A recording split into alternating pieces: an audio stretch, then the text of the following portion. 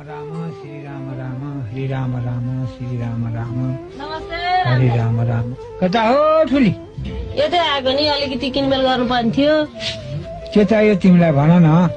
यो आलुको कसरी नि? धार्नीको 14 रुपियाँ। ओहो 14? अस्ति मात्रै 12 मा लिएर गएको, कति चाँडो भाउ बढे। 7 दिन अगाडिको कुरा गरेर हुन्छ, दिनदिनै भाउ बढ्छ। भइहाल्यो, तिमीलाई 13 मा दिन्छु। उसो भए एक धार्नी दिनुहोस्। अनि यो प्याजको कति नि? प्याजको नि भाउ बढिसक्यो, लाने 11 रुपियाँ किलो। 10 मा दिइहाल्नुहुन्छ नि? 1 किलो होइन, आधा किलो दिनुहोस् यो पनि। ल। अनि खोर्सानी छैन?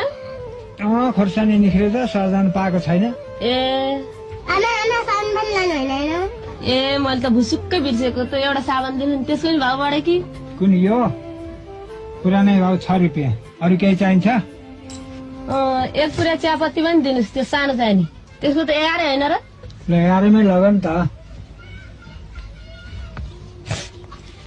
आमा यो चाले कस्तो मिठो छ, यो पनि अलिकति लाने। घरमै ल्याएको छ, घरमै गएपछि भुट्दिउँला। ल दिनुहोस् 1 रुपियाँको यो पनि। ल 1 रुपियाँको राखिदिएको छु। ल अरू त केही चाहिएन होइन? कति भयो जम्मा?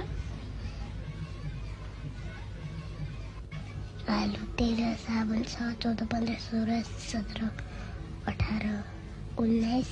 चिया, साबुन चियाको 11, चना 1 रुपियाँ।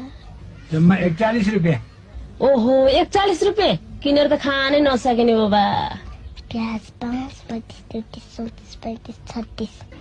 आमा 36 रुपियाँ मात्रै भयो, कहाँ 41 रुपियाँ भयो? ए आमा आधा किलो प्याज मात्र होइन? ए हो त नि, मैले 1 किलो प्याजको पो हिसाब गरेछु। बुढो बासी सुत्दै नै आराउँछ ठुली। तिमी छोरीले गरे हिसाब ठिकै हो, 36 हो। कस्तो ठग रहेछ राम गरे त।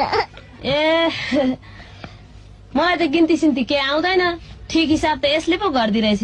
मैले यसलाई स्कुल पठाएर त राम्रो गरेछु होइन राम दाइ?